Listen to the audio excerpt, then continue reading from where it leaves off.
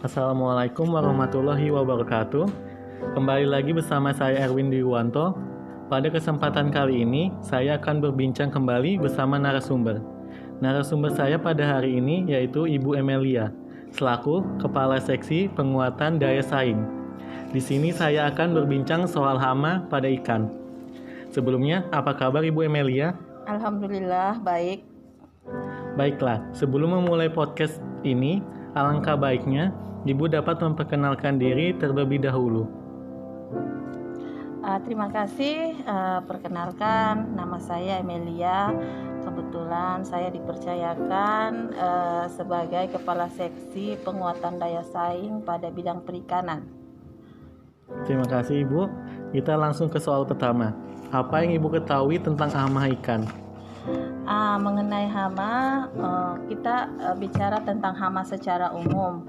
Hama secara umum itu adalah organisme yang dianggap merugikan dan tidak diinginkan dalam kegiatan sehari-hari manusia. Walaupun biasanya hama itu digunakan untuk semua organisme, dalam prakteknya istilah hama ini paling sering dipakai pada hewan. Sedangkan pengertian hama untuk ikan adalah semua mikroorganisme yang secara langsung dapat menimbulkan gangguan kehidupan ikan normal sampai ikan tersebut dapat menimbulkan kematian. Seperti itu ya Bu? Iya. Untuk hama pada ikan itu sendiri, apa saja ya Bu? Untuk hama pada ikan berdasarkan sifatnya dikelompokkan sebanyak 3, yaitu pertama predator, kemudian kompetitor, dan yang terakhir adalah pengganggu. Untuk predator, kompetitor, dan pengganggu, apa saja ya Bu? Terus, bagaimana cara mencegahnya agar tidak menjadi hama bagi ikan? Baiklah, yang pertama kita membahas masalah hama, yaitu predator. Hama ikan yang bersifat predator secara harfiah itu diartikan sebagai pemangsa. Pada dasarnya, predator adalah binatang yang sifatnya karnivora dengan cara memangsa atau menyantap targetnya. Predator sejatinya selalu memiliki ukuran tubuh yang lebih besar daripada mangsanya, atau jika predatornya berukuran kecil, biasanya memiliki senjata yang mematikan seperti bisa, racun, dan sejenisnya. Predator yang berukuran jauh lebih besar dari mangsanya biasanya memangsa santapan dalam jumlah banyak dan biasanya dilakukan berkali-kali. Predator jenis ini biasanya hidup menetap di kolam atau di lingkungan sekitar areal budidaya, walaupun ada juga yang sekedar mampir di areal budidaya tersebut dalam rangka mencari makan atau bermigrasi.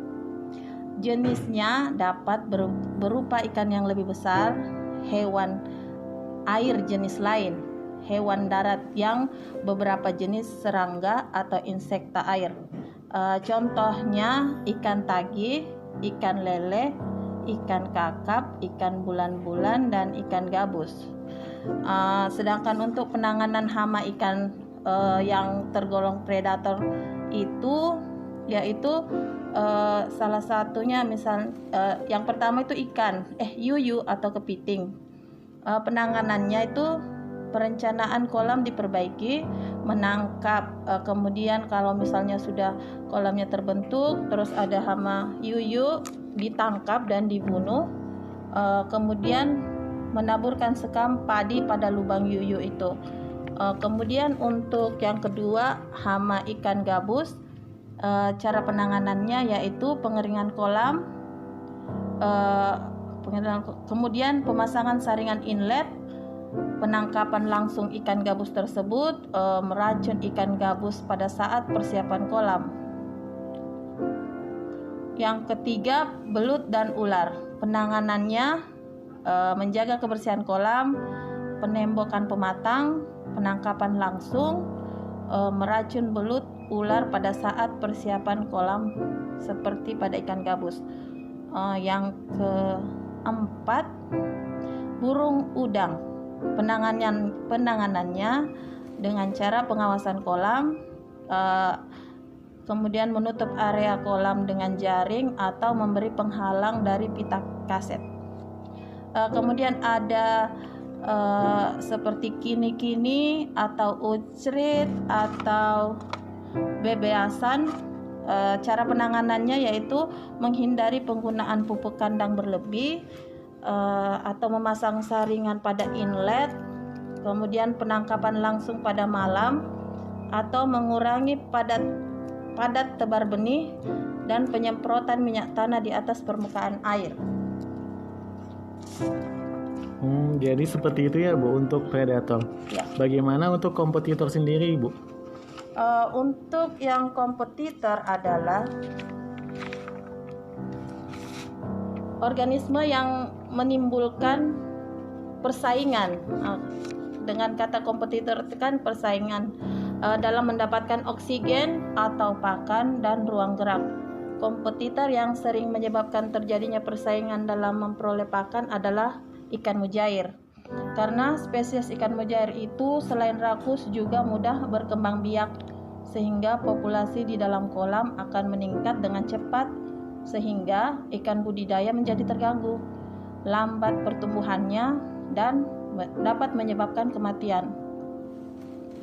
Masuknya hama ikan kompetitor selain dapat menyebabkan terjadinya persaingan untuk mendapatkan pakan, juga akan menyebabkan terjadinya kompetisi untuk memperoleh oksigen dan ruang gerak, sehingga kompetisi yang terjadi adalah kompetisi biological requirement, yakni ruang dan makan. Contoh hama kompetitor lainnya adalah jenis katak pada fase berudu, keong, dan sebagainya. Dan untuk penanganan hama ikan kompetitor yaitu keong emas dan berudu adalah pengeringan kolam, pemasangan saringan inlet, penangkapan langsung, meracun pada saat persiapan kolam. Ya, baik Bu, saya mengerti. Untuk hama yang terakhir Bu, yaitu Ibu hama pengganggu, itu apa aja Bu? Untuk hama pengganggu adalah organisme atau aktivitas lain di luar ikan budidaya yang keberadaannya dapat mengganggu ikan budidaya. Hewan tersebut dapat merusak pematang yang menyebabkan kebocoran atau lubang, kemudian merobek saringan pada pintu pemasukan, serta merusak atau melubangi bahan-bahan kayu atau jaring. Kebocoran kolam menyebabkan surutnya air kolam dan banyak benih ikan yang keluar atau lolos. Perlakuan manusia yang kurang baik dalam mengelola ikan dapat dikategorikan sebagai pengganggu, seperti saat sampling yang tidak sesuai aturan atau cara panen yang kurang baik. Selain itu, selain hewan yang bisa menjadi pengganggu dalam kegiatan budidaya ikan itu, aktivitas manusia juga bisa menjadi pengganggu kegiatan budidaya. Bahkan dampaknya bisa lebih parah dari yang diakibatkan hama lain, yakni pencuri ikan. Cara penanganannya itu kita mengadakan pengawasan, pemagaran, atau pemberian ranting di kolam. Baik Bu, terima kasih. Mungkin itu saja yang saya tanyakan. Demikian podcast saya kali ini tentang hama pada ikan. Terima kasih telah mendengarkan podcast dari kami. Sebelumnya, terima kasih banyak kepada Ibu Emelia selaku narasumber kita pada hari ini. Akhir kata kami ucapkan terima kasih. Semoga bermanfaat bagi kita semua.